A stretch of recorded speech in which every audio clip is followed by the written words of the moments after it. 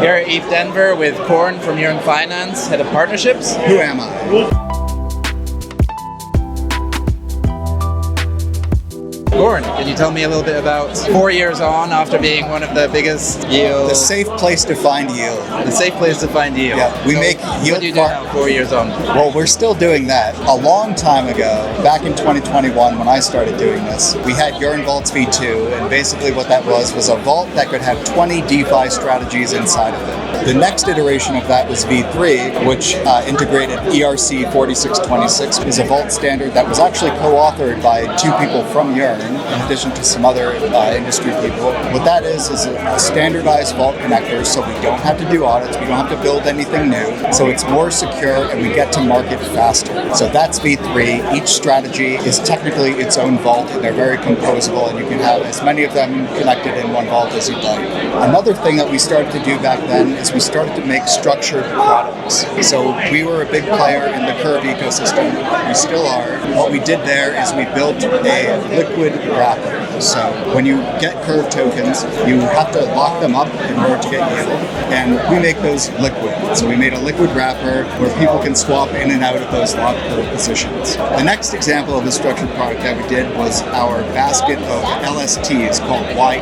And basically what that is a multi-asset Curve pool where each part of the basket is its own AMM. So not just vaults, not just strategies. Yes, we're doing that, but we're doing more.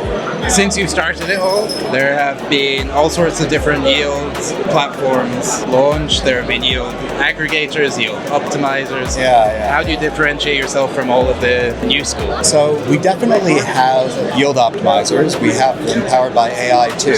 One of the things that Yearn kind of missed the boat on, I'd say, is points. We lost some traction with points because we recognized profits at harvest. We dump tokens. You can't dump points. They're not liquid. So it was never attractive to us to get into that market. I would say the biggest differentiator right now between Yearn and other yield aggregators is everything that we do is on-chain and verifiable. Every single harvest we do, every single time we take a profit, the price per share of the vault goes up. If there was ever a loss for the users, the price per share would go down. Everyone would know about it. Some of our competitors these days don't operate that way. Their price per share is controlled by a multi-sig. You would never know if there's a loss. There's transparency. That is one of the big differentiators for Yearn today.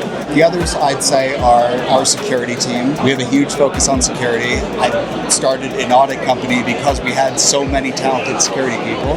And one of the things that we're going to get into in the future is also curating on lending protocols like Morpho and Euler, because we have the security systems and monitoring systems in place. We have the talent. We have been allocating assets into lending markets for our strategies for years now. We just haven't gone into those partnerships with those projects yet, but we're going to, and we'll be competing with the Gauntlets and the RE7s of the world in the future. People think Yearn is boring. It's not. People think Bitcoin's boring.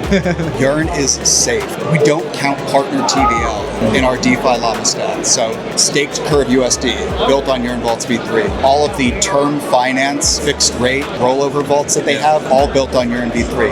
Superform, Super USDC, all built on Yearn V3. We don't count any of that stuff in our TVL. Yeah. One day maybe we'll do that, not today. And what about chain expansion? We've made expansions into Optimism, Base, Arbitrum, and Polygon. We have a few others planned coming up. One of them is like a very tight-knit integration.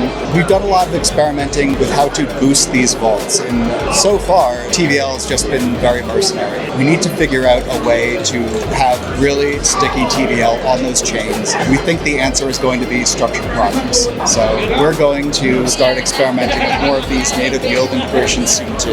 Are there new product verticals that you're considering beyond the farming and the vaults? I mean, you already said security audits. Yeah. So we do audits. We're going to be doing lending market curation. There are fees that come from that. We operate C-Solver, so there are fees that come from C-Solver. We are definitely open to new product verticals, not just yield farming these days. And do you put that all under the Yearn umbrella? Is that how you market it as well, or like C-Solver I wouldn't have associated with There are Yearn? lot of things that people don't associate with Yearn, but it comes out of Yearn. We need to do a better job of putting them under one umbrella. You are 100% correct. It's tough to be first to market with something and to survive as like top dog.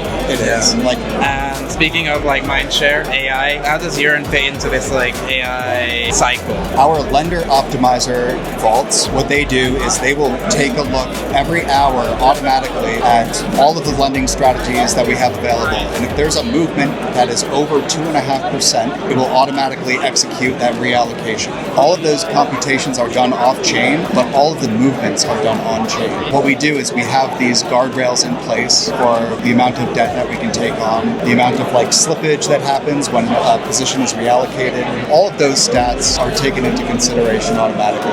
But we don't have like AI agents where end users come and they're like, move this to here. Like, we don't do that. I think there are a lot of projects in the market who will like fill that role, and just Yearn Vaults will be part of it. Yeah. Is there anything else that you want to kind of bring up at this point that we didn't cover in these questions? I'd say Yearn is still here. Yearn is not boring.